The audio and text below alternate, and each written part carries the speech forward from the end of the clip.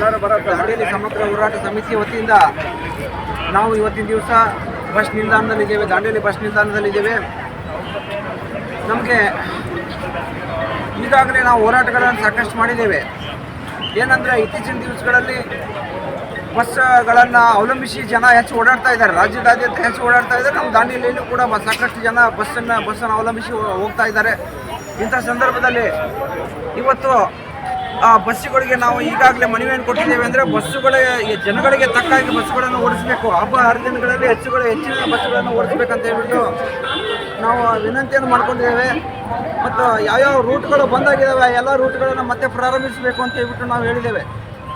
ಮತ್ತು ನಾವು ನೋಡ್ತಾ ಇದ್ದಾಗೆ ಒಂದೊಂದು ಬಸ್ನಲ್ಲಿ 100ರಿಂದ 120 ಜನಗಳು ಹತ್ತಿ ಹೋಗ್ತಾರೆ. ಅದ್ರ ಕೆಪಾಸಿಟಿ ಇರೋದು 52 ಸೀಟ್ ಇದ್ರೂ ಕೂಡ 100ರಿಂದ 120 ಜನ ಅದರಲ್ಲಿ ಹತ್ತಿ ಹೋಗ್ತಾರೆ. ಪಾಪ ಅನಿವಾರ್ಯವಾಗಿ ಜನ ಹತ್ತಿ ಹೋಗ್ತಾರೆ. ಇಂಥ ಸಂದರ್ಭದಲ್ಲಿ ಅದನ್ನು ನಾವು ಬಗೆಹರಿಸಿರಿ ಅಂತ ಹೇಳ್ಬಿಟ್ಟು ಕೊಟ್ಟಂಥ ಈ ಸಂದರ್ಭದಲ್ಲಿ ಅದಿನ್ನೂ ಬಗೆಹರಿದಿಲ್ಲ. ಆದರೆ ರಾಜ್ಯದ ಜನರಿಗೆ ಇವತ್ತಿನ ದಿವಸ ಬರೆ ಹೇಳ್ದ ಹಾಗೆ ಒಂದು 15% ಒಂದು ಹೆಚ್ಚಿನ ಬಸ್ ದರವನ್ನು ಹೆಚ್ಚಿನ ಮಾಡಿದ್ದಾರೆ. ಅದನ್ನು ನಾವು ವಿರೋಧಿಸ್ತೀವಿ. ಏನು KSRTC ಸಚಿವರಿದ್ದಾರೆ, ಅವರು ಬೇಗ ಇದನ್ನು ವಾಪಸ್ ತಗೋಬೇಕು ಅಂತ ನಾ ಹೇಳ್ತಾ ನಮ್ಮ ಉಪಾಧ್ಯಕ್ಷರಾಗಿರ್ತಕ್ಕಂಥ ಅಶೋಕ್ ಪಾಟೀಲ್ ಸರ್ ಇಲ್ಲಿ ಮಾತನಾಡಬೇಕಂತ ವಿನಂತಿ. KSRTC ತೆಗೆದುಕೊಂಡಂಥ ನಿರ್ಣಯ ನಾಗರಿಕರ ಮೇಲೆ ಭಾಳ ಹೊರೆ ಆಗ್ತಾ ಇದೆ. ಈಗಾಗಲೇ ಫ್ರೀ ಅಂತ ಘೋಷಣೆ ಮಾಡಿ ಅದರಿಂದ ಸರ್ಕಾರ KSRTC ರೊಕ್ಕವನ್ನು ಸರ್ಕಾರ ತುಂಬ್ತಾ ಇದೆ. ಈಗ ನಮಗೆ ಲಾಭ ಇದೆ ಅಂತ ಹೇಳಿಯೂ ಕೂಡ ಈಗ ಅವರು ರೇಟ್ 15% ಏರಿಸಿದರೆ ಗ್ರಾಹಕರ ಹೊರೆ ಆಗ್ತಾ ಇದೆ. ಮೊದಲನೇದು. ಎರಡನೇದು, ಸಾರಿಗೆ ಸರಿಯಾಗಿ ಸೀನಿಯರ್ ಸಿಟಿಜನ್ ಆಗಲಿ ಮಕ್ಕಳಿಗೆ ಸ್ಟೂಡೆಂಟ್ಗಳಿಗೆ ಹೋಗಲಿಕ್ಕೆ ಭಾಳ ತೊಂದರೆ ಆಗ್ತಾ ಇದೆ. ಅದಕ್ಕೆ ಹೆಚ್ಚಿನ ಬಸ್ಸುಗಳ ವ್ಯವಸ್ಥೆ ಮಾಡಬೇಕು. ರೇಟ್ ಏರಿಸಬಾರ್ದು. ರೇಟ್ ಯಾಕೆ ಏರಿಸಬೇಕು? ಫ್ರೀ ಅಂತ ಹೇಳಿದ ಬಳಿಕ ರೇಟ್ ಏರಿಸೋದು ಅವಶ್ಯಕತೆ ಏನಿದೆ? ಅವರು ಸರ್ಕಾರದಿಂದ ನಾವು ಎಲ್ಲ ಗ್ಯಾರಂಟಿಗಳಿಗೆ ಯೋಜನೆಯನ್ನು ಹಾಕ್ಕೊಂಡೇ ಅವರು ಫ್ರೀ ಮಾಡಿದ್ದಾರೆ. ಈಗ ಮತ್ತೆ ಒಂದೊಂದೇ ಏರಿಸ್ತಾ ಇದ್ದಾರೆ ರೇಟು. ಇದನ್ನು ನಾವು ಖಂಡಿಸ್ತೇವೆ. ಸಮಗ್ರ ಹೋರಾಟ ಸಮಿತಿ ವತಿಯಿಂದ ಈ ಒಂದು ರೇಟ್ ಆಗಿದ್ದನ್ನು ರೇಟ್ ಹೆಚ್ಚು ಮಾಡಿರೋದನ್ನು ಖಂಡಿಸ್ತೇವೆ. ಅದನ್ನು ಮಾಡಬಾರ್ದು.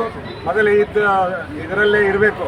ಆಮೇಲೆ ಸೀನಿಯರ್ ಮಂದಿಗೆ ಸ್ಟೂಡೆಂಟ್ಗಳಿಗೆ ಸರಿಯಾದ ಒಂದು ಸಾರಿಗೆ ವ್ಯವಸ್ಥೆ ಆಗಬೇಕು ಅನ್ನುವಂಥ ಆಗ್ರಹವನ್ನು ಕೂಡ ಈ ಮೂಲಕ ನಾವು ಮಾಡ್ತಾಯಿದ್ದೀವಿ. ಉಪಾಧ್ಯಕ್ಷರಿಗೆ ಧನ್ಯವಾದಗಳನ್ನು ಸಲ್ಲಿಸಿ ನಮ್ಮ ಶ್ಯಾಮ್ ಬೆಂಗಳೂರು ಅವರು, ನಮ್ಮ ಹಿರಿಯ ಸಲಹೆಗಾರರು, ಅವರೊಂದೆರಡು ಮಾತಾಡಬೇಕಂತ ವಿನಂತಿ. ಈಗಿನ ಪರಿಸ್ಥಿತಿಯಲ್ಲಿ ಹಲವಾರು ಬಾರಿ ನಾವು ಡಿಪೋ ಮ್ಯಾನೇಜರಿಗೆ ಆಗಲಿ ಡಿಪೋ ಮ್ಯಾನೇಜರ್ ಆಗಲಿ ಹಲವಾರು ಬಾರಿ ಮನವಿ ಕೊಟ್ಟರು ಯಾರೂ ಇದಕ್ಕೆ ಸ್ಪಂದಿಸಲಿಲ್ಲ ಈವರೆಗೂ. ಹಾಗೆ ಮತ್ತು ಈಗಿನ ದಿವಸ ಮತ್ತೆ ಟಿಕೆಟಿನ ದರ ಏರಿಸೋದು ಭಾಳ ವಿಷಾದಕರ ಸಂಗತಿ ಆಗಿದೆ. ಮತ್ತು ಬಸ್ಸಿನ ವ್ಯವಸ್ಥೆ ಸರಿಯಾಗಿ ಇಲ್ಲ ಇದರಲ್ಲಿ. ಹಾಗೆಯೇ ಸೀನಿಯರ್ ಸಿಟಿಜನ್ಗೂ ಸಹ ಕುಳಿತುಕೊಳ್ಳಲು ಸಹ ಸೀಟ್ ಇಲ್ಲದೆ ಹಾಗೆ ತುಂಬುತ್ತಾ ಬರುತ್ತಿದೆ. ಅದರ ಕಾರಣ ಮೊದಲು ಬಸ್ಸಿನ ಸೌಲಭ್ಯ ಮಾಡಿ ಆಮೇಲೆ ನೀವು ಮುಂದಿನ ನಿರ್ಣಯ ತಗೊಳ್ಳಿ. ಶ್ಯಾಮ್ ಬೆಂಗಳೂರು ಅವರಿಗೆ ಧನ್ಯವಾದಗಳು. ನಮ್ಮ ಅಧ್ಯಕ್ಷರಿಂದ ಮಾತನಾಡಬೇಕಂತ ವಿನಂತಿ. ಈಗಾಗಲೇ ಕರ್ನಾಟಕ ಸರ್ಕಾರ ಸಾರಿಗೆ ಸಂಸ್ಥೆಗೆ 15% ಬೆಲೆಯನ್ನು ಹೆಚ್ಚಿಗೆ ಮಾಡಲಿಕ್ಕೆ ಅನುವು ಮಾಡಿಕೊಟ್ಟಿದೆ. ಇದನ್ನು ನಾವು ಮೊದಲು ನಮ್ಮ ಸಮಿತಿ ಖಂಡಿತವಾಗಿ ಖಂಡಿಸುತ್ತದೆ. ಯಾಕೆಂತೇಳಿದರೆ ಸರ್ಕಾರ ಈಗಾಗಲೇ ಮಹಿಳೆಯರಿಗೆ ಉಚಿತ ಬಸ್ ಸೇವೆ ನೀಡಿದೆ. ಆದರೆ ಉಚಿತ ಬಸ್ ನೀಡಿದ್ದು ಸರ್ಕಾರ, KSRTC ಅವರಿಲ್ಲ. KSRTC ಅವರು ಪ್ರತಿಯೊಬ್ಬ ಪ್ರಯಾಣಿಕರದ್ದು ಎಂದು ದುಡ್ಡು ಇರ್ತದೆ ಸರ್ಕಾರದಿಂದ ಪಡೆದುಕೊಡ್ತದೆ. ಆದ್ದರಿಂದ KSRTCಗೆ ಲಾಸ್ ಇಲ್ಲ. ಇವತ್ತು ಉಚಿತವಾಗಿ ಏನು ಸೇವೆ ಕೊಟ್ಟಿದ್ದಾರೆ, ಆ ಸೇವೆಯಿಂದ ಪ್ರತಿದಿನ ಒಂದು ಬಸ್ಸಲ್ಲಿ ಕನಿಷ್ಠ 100 ಜನ ಓಡಾಡ್ತಾರೆ. ನಾವು ಈ ಹಿಂದೆ 25-30 ಜನ ಬಸ್ಸಲ್ಲಿ ಓಡಾಡೋದು ಕಷ್ಟ ಇತ್ತು. ಇವತ್ತು 100ಕ್ಕಿಂತ ಹೆಚ್ಚಿಗೆ ಜನ ಅಂದರೆ ಅಷ್ಟೇ ಲಾಭ ಇವತ್ತು KSRTCಗೆ ಬರ್ತಾ ಇದೆ. ಇವತ್ತು ಸಾವಿರಾರು ರೂಪಾಯಿ, ಕೋಟ್ಯಾಂತರ ರೂಪಾಯಿ ಇವತ್ತು ಈ ಸಂಸ್ಥೆಗೆ ಲಾಭದಲ್ಲಿದೆ. ನಾವು ಈ ಹಿಂದೆ 2 ವರ್ಷ ಹಿಂದೆ ಹೋದರೆ KSRTC ಮುಚ್ಚುವ ಹಂತಕ್ಕೆ ಬಂದಿತ್ತು. ಈ ಒಂದು ಸಾರಿಗೆ ಸಂಸ್ಥೆಗೆ ಸರ್ಕಾರವಾಗಿ ಉಚಿತವಾಗಿ ಸೇವೆ ಕೊಟ್ಟಿದೆ.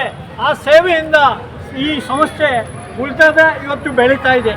ಇಂಥ ಸಂದರ್ಭದಲ್ಲಿ ಪ್ರಯಾಣಿಕರ ಮೇಲೆ 15% ಹೆಚ್ಚಿಗೆ ಟಿಕೆಟ್ ದರ ಹೆಚ್ಚಿಸಿದ್ದು ನಾವು ಇದನ್ನು ಖಂಡಿಸ್ತೇವೆ. ಮತ್ತು ನಾವು ರಾಜ್ಯದ ಮುಖ್ಯಮಂತ್ರಿಗಳಿಗೆ ಒಂದು ಮನವಿ ಕಳಿಸ್ತೇವೆ. ಈ ಆದೇಶವನ್ನು ಹಿಂಪಡೆಯಬೇಕು. ಇರುವ ವ್ಯವಸ್ಥೆಯಲ್ಲಿ ಬಸ್ಸಿನ ಸುಧಾರಣೆ ಮಾಡಿ ಜನರಿಗೆ ಸೇವೆ ನೀಡಬೇಕು. ಈಗ ನಾವು ನಮ್ಮ ಸಾರಿಗೆ ಸಂಸ್ಥೆಯಲ್ಲಿ ನೋಡ್ತೇವೆ ಎಲ್ಲ ಬೇರೆ ಡಿಪೋದಲ್ಲಿ ಓಡಾಡಿ ಬಂದು ಸ್ಕ್ರ್ಯಾಪ್ ಆದಂಥ ಬಸ್ಸುಗಳು ಇಲ್ಲೇ ಇರ್ತವೆ. ನೀವು ಪ್ರತಿಯೊಂದು ರಸ್ತೆಯಲ್ಲಿ ಇಲ್ಲೇ ನೋಡ್ರಿ, ಬಸ್ ಹಾಳಾಗಿ ನಿಲ್ತದೆ. ಇಂಥ ಪರಿಸ್ಥಿತಿಯಲ್ಲಿದೆ. ಆದ್ದರಿಂದ ಸಂಸ್ಥೆ ಸುಧಾರಿಸಲಿಕ್ಕೆ ಪ್ರಯತ್ನ ಮಾಡಬೇಕು ಮತ್ತು ಈ ಹಿಂದೇನು ಬಸ್ ಚಾರ್ಜ್ ಇದೆ ಅದೇ ಚಾರ್ಜ್ನಲ್ಲಿ ಬಸ್ಸನ್ನು ಓಡಾಡಿಸಬೇಕು ಅಂತೇಳಿ ನಾವು ಹೇಳ್ತೇವೆ. ಇನ್ನು ಅನೇಕ ಬೇಡಿಕೆಗಳು ನಮ್ದು ಇದೆ. ಈ ಸಂಸ್ಥೆ ಜೊತೆ ಹಲವಾರು ಬಾರಿ ಮನವಿ ಕೊಟ್ಟಿದ್ದೇವೆ. ಅದು ಮತ್ತೆ ಮನವಿ ಮುಂದೆ ಸಹ ನಾವು ಕೊಟ್ಟು ಅದನ್ನು ಚರ್ಚೆ ಮಾಡ್ತೇವೆ. ಆದಷ್ಟು ಬೇಗನೆ ಈ ಒಂದು ಆದೇಶ ಹಿಂಪಡೆಯಬೇಕು ಅಂತೇಳಿ ದಾಂಡೇಲಿ ನಾಗರಿಕರ ಪರವಾಗಿ ನಾವು ಸರ್ಕಾರದಲ್ಲಿ ಹೇಳ್ಕೊಡ್ತೇವೆ ಅಂತೇಳಿ ಹೇಳಿ ನನ್ನ 2 ಮಾತುಗಳನ್ನು ಮುಗಿಸ್ತೇನೆ.